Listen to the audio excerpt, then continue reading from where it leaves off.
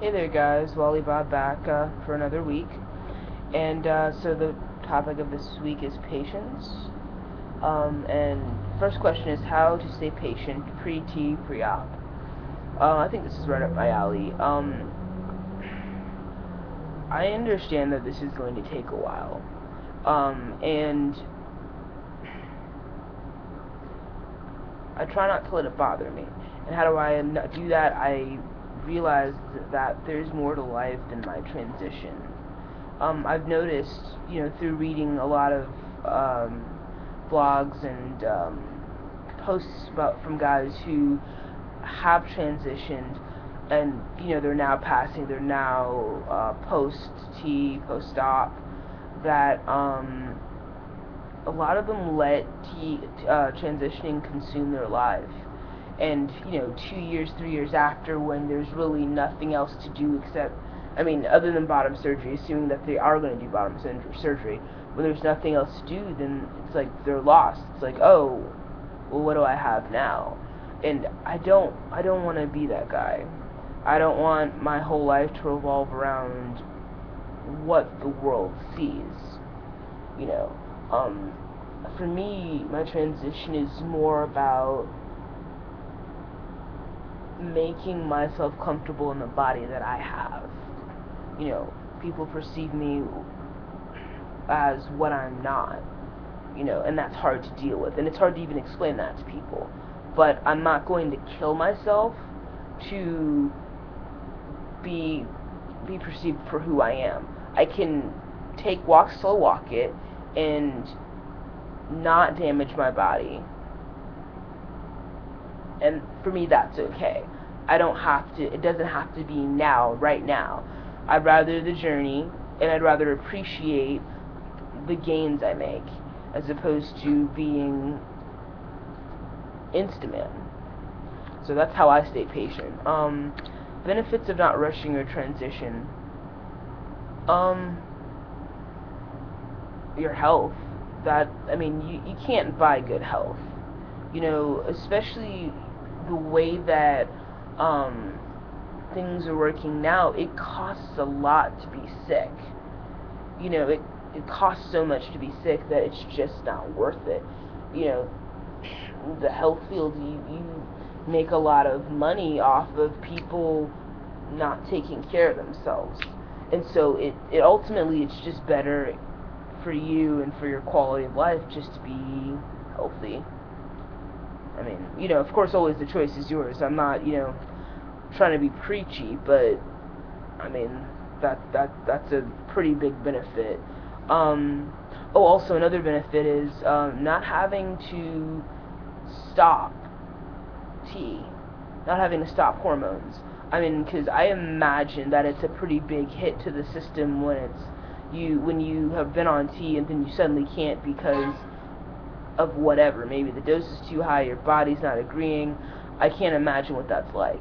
And personally, I'd rather not go through it. I'd much rather wait however long I need to wait, find a good endocrinologist, someone who's worked with trans males before, and go from there. It's worth it to me and for the life that I'm trying to live. Next question is patience in relation to things like relationships, acceptance, etc. Patience. That's a hard one because it all depends on who you're talking to. So, say the relationship, personal relationship, like a significant. If the person is not that you're with, is the person, say that you're with a woman, if the person is more interested in you and not completely sold on the idea of being a lesbian, I would imagine that you'd have a little bit more patience and less of resistance. But say the person is completely sold on the idea of being a lesbian, then you're probably not going to have as much patience or leeway with them because they want you to be something that you're not. And that's difficult on many levels. because it's, I mean, you're being pulled in two different directions. Um, in situations like that, I would definitely say that give that person as much patience as you would hope that they would give you. Treat others as you'd like to be treated. That's in terms of patience, in terms of acceptance. People are we don't like change at all, and that's with everything. And generally, yeah, everything. We don't like change. So it is upsetting when a child changes their gender. And especially for parents, because it's like it's not really, they perceive you as theirs. They perceive you as how they want to see you, not who you really are, which is kind of the problem with having. Well, I've noticed the problem in other families that the child has to struggle sometimes to discern themselves from their parents. Much like the apple in the tree. Get out of the shadow of their parents so that their parents can see, oh, you're not the little kid that you were, I don't know, 20, 30 years ago. But and I think that's one of the struggles of just life. I noticed one thing that I've had a problem with is finding patience with people not using the correct pronoun.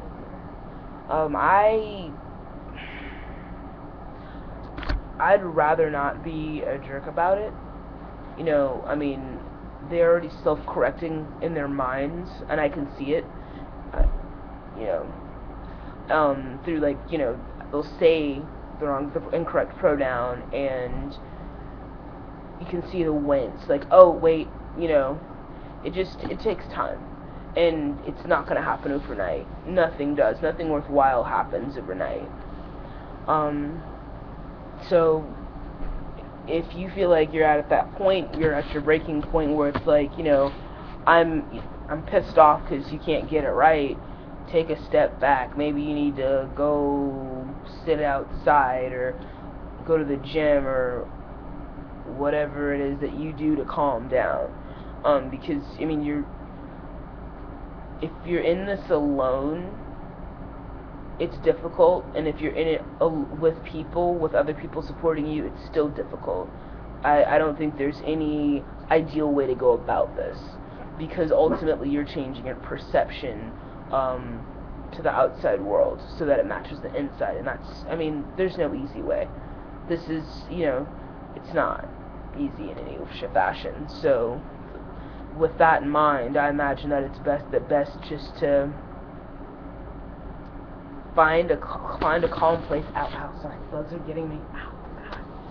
Find a calm place or within yourself, and buckle down, because I've noticed it takes about 2-3 years to really get everything, and by everything I mean like whatever that everything may be in your mind's umbrella, ironed out. So relax.